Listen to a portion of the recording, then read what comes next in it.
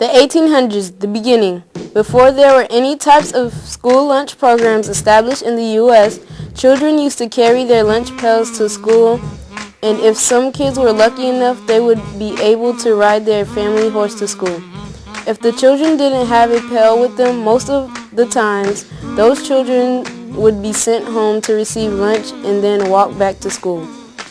The children that did have pails would sit outside of the schoolhouse and eat. They ate very informally, like these pictures of the Amish boys sitting outside.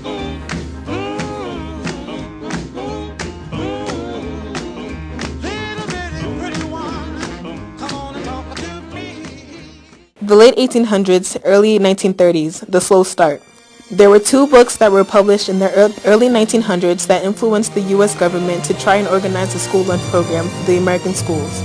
One book was The Bitter Cry of the Children by John Spargo, and the other book was Poverty by Robert Hunter. Both books emphasized the need of impoverished children and how they did not receive food from home because they were so poor. So the government decided to give schools their surplus of food, and from there, the schools were able to organize their own school lunches, which they sold to the children for about 5 cents. Some schools trained their staff, made makeshift lunchrooms, and sometimes the schools would get older students to help with the preparations of serving the younger students.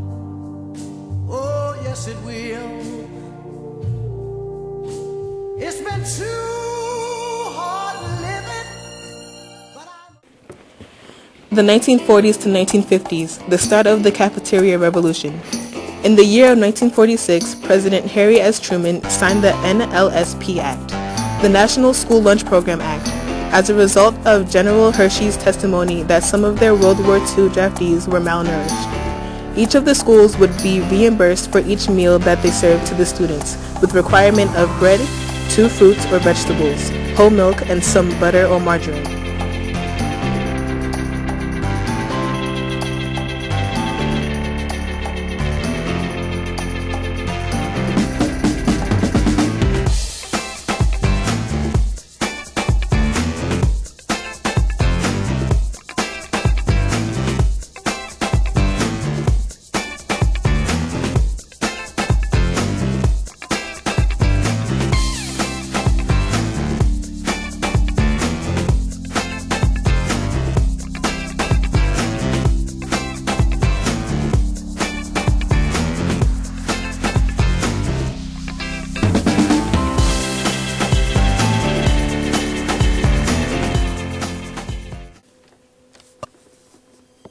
The 1960s, the commercialization of school lunch. In the year of 1963, President Lyndon B. Johnson signed the Child Nutrition Act of 1963. This advertisement depicts what the Child Nutrition Act represented.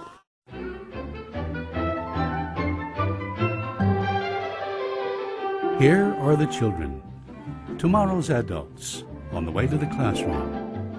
Tomorrow's doctors and nurses, writers and lawyers. Tomorrow's space traveler. Monday through Friday in each and every school, half of America's fine young pupils get their lunch through the National School Meals Program. It's a program that's funded by a piece of legislation called the Child Nutrition Act. Today, over 20 million of these hungry students rely on the program to give them a free or reduced price lunch. The noontime lunch may be the only real food some of these children receive all day long. That leaves many pupils out in the dust. And what about the good women and men who make the school meal program happen each and every day? Who can forget them? The lunch ladies, or as they're known today, the school food service workers. They care about making sure the meals they cook are nutritious and wholesome, and that no child is left hungry, even if it means paying for a meal out of their very own pockets. It sure seems like the school meals program is doing its job, doesn't it? So more hungry kids have access to the program, one that raises the bar on nutrition standards, one that makes sure school lunches are well funded. More money means better, fresher ingredients. One that improves training for workers, one that requires access to sick days and health care, and finally, one that expands the breakfast and summer programs. Ask around and see if your child is getting a good lunch. If not, it's time to enlist the support of your neighbors. Once you do, see to it that the good people, the school food service workers, have the resources and ability to make sure your young child gets the best school meal that he or she can possibly get. Let's make it happen, because after all, you can't teach a hungry child.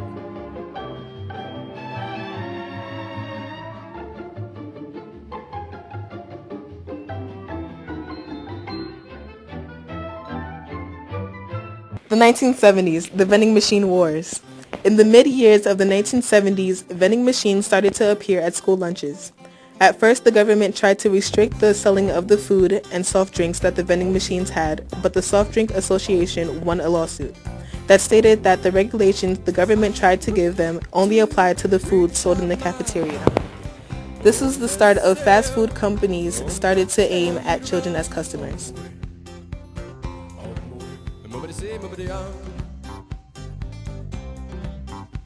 Well, pick me up with golden hand. Oh, me tell you to run.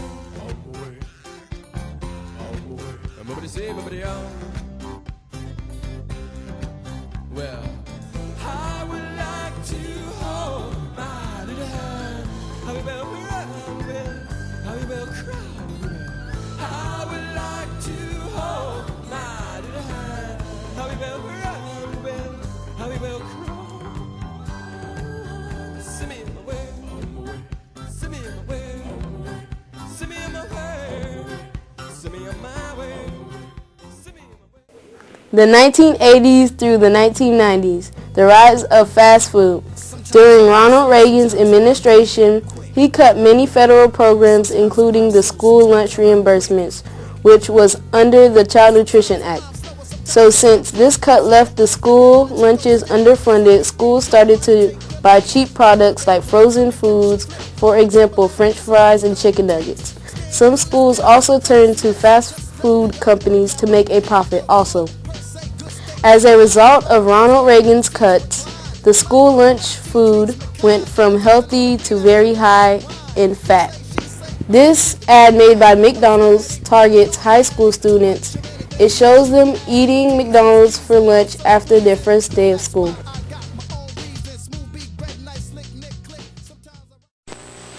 Welcome, freshmen, to Montclair High School. This year, this class is special because this year, this class is challenged. Oh, great. How come it's so big? Are you gonna be late? Why does everyone look older than you? Do you have a pass? I'm looking for my homeroom. I need your pass. I'm new here. I need your pass. Can't you go in the right direction? How come you don't know what to do? Welcome to Agronomy 2. Whoops. By the end of the day, you're finding your place, learning the ropes, learning the pace. Time to get away to our place for the good time, great days. 50 pages tonight? Oh, great. The good time, great days. Tomorrow will be better. You mean we gotta go back? Of McDonald's. The 2000s and the present, the rise of concern. As obesity reaches a critical point among the children in the U.S. with ages ranging from 2 to 19, school lunch has been the concern of many parents. One thing that the parents complain about the most is the lack of healthy foods that their kids receive from their school lunch.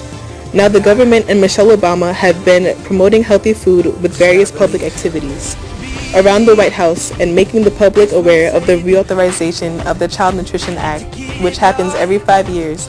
This advertisement is promoting the reauthorization of the Child Nutrition Act. As a mom, as parents, we make sure our daughter eats right. I think a school lunch of junk food and soda should get a failing grade. But lots of children aren't eating fresh, nutritious meals. It's deadly serious. Obesity has skyrocketed in kids from 2 to 19. These kids are at a higher risk for things like heart disease, high blood pressure, and type 2 diabetes. they're likely to become obese adults. And their life expectancy is cut short. What can you do? Take part. Congress is going to reauthorize the Child Nutrition Act this year. This act will decide what school children eat every day. As taxpayers, let's demand that our kids are fed a healthy lunch 5 times a week. This means hormone-free milk, fresh fruits and veggies, and whole grains. No more French fries and soft drinks. Let's make schools junk food free. Make your voice heard. Sign the petition and pledge to make healthy food a priority. Teach kids the right lesson about food. To learn more, visit takepart.com/foodinc.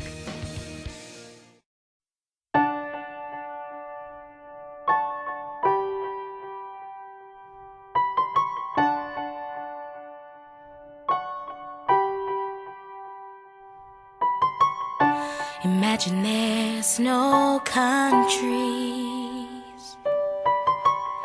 It isn't hard to do. Nothing to kill or die for, and no religion too. Imagine all the people